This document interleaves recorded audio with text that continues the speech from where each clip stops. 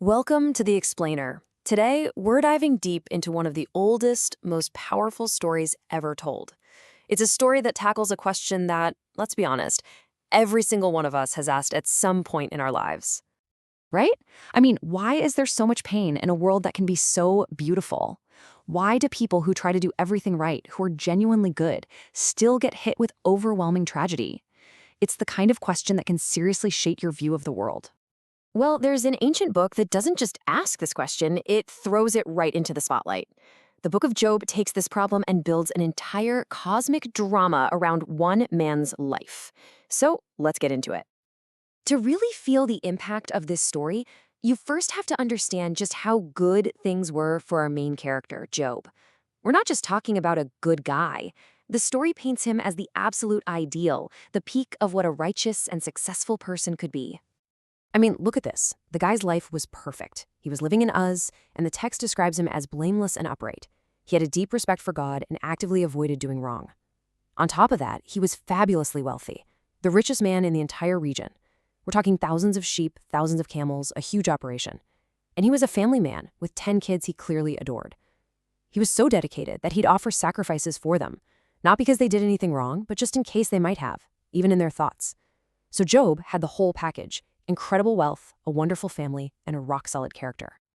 Okay, so while Job is down on earth, living this perfect life, completely unaware, a conversation is happening somewhere else entirely. A conversation in the heavens that's about to put his entire life and his faith to the ultimate test.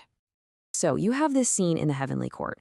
God actually points Job out, almost bragging about him, saying, "Have you seen my servant Job? There is no one on earth like him." But then a figure called Satan, which here means the accuser, steps up, and he's got a cynical take. He basically says, sure, Job's faithful. Why wouldn't he be? You've protected him, you've made him rich. His faith is just a business transaction.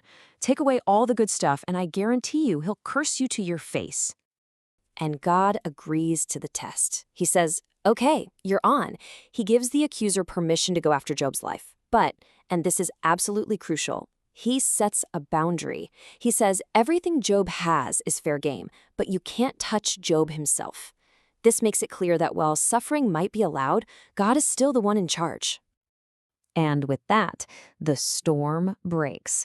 Job, with no clue about this cosmic bet, is about to have his world completely and utterly dismantled in the most catastrophic and terrifyingly fast way possible. The speed of this is just brutal. It happens all in one day.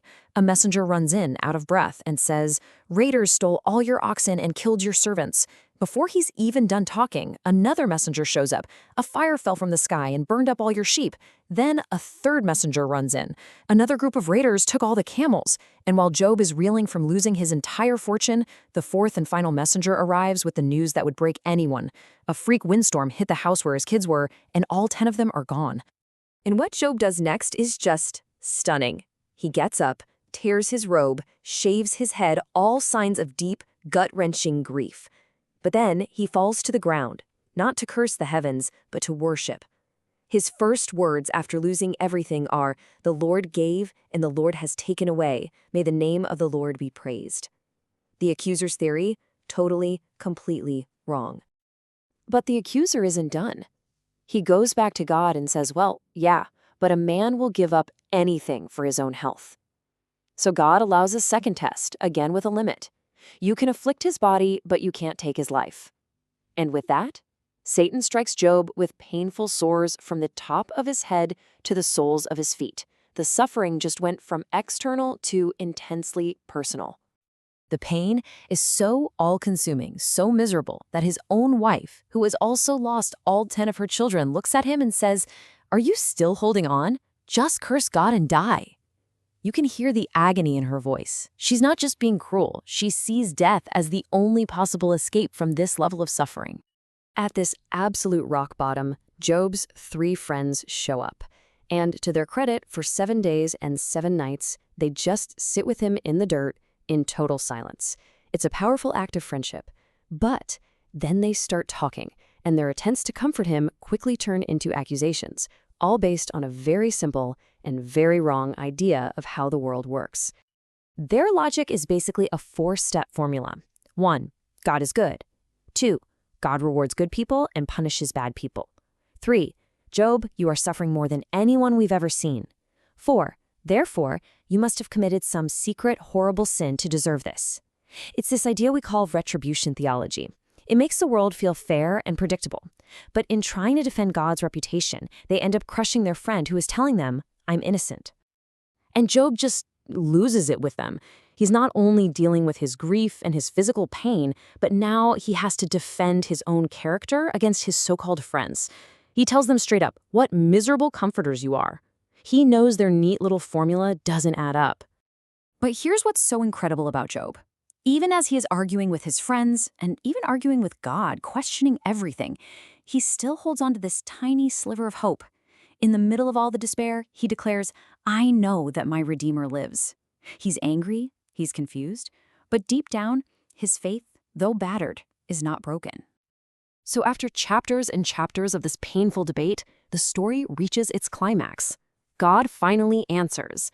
But the answer he gives is not at all what Job or his friends or even we were expecting. God speaks to Job from a whirlwind, and he doesn't start with an explanation. He doesn't mention the bet. Instead, he starts asking questions, an avalanche of them. Where were you when I laid the earth's foundation? He's immediately flipping the script, showing Job just how small his perspective really is compared to the sheer scale of the cosmos. The questions keep coming. Can you command the morning? Do you know where the snow is stored? He talks about wild lions, mountain goats, and powerful creatures that are totally outside of human control. The point isn't to bully Job. It's to show him that the universe is a vast, complex, and wild place that doesn't revolve around a simple human formula of fairness. God's wisdom is on a completely different level. And for Job, this is the breakthrough. He finally gets it. He replies with total humility, saying, I had heard of you, but now my eyes have seen you.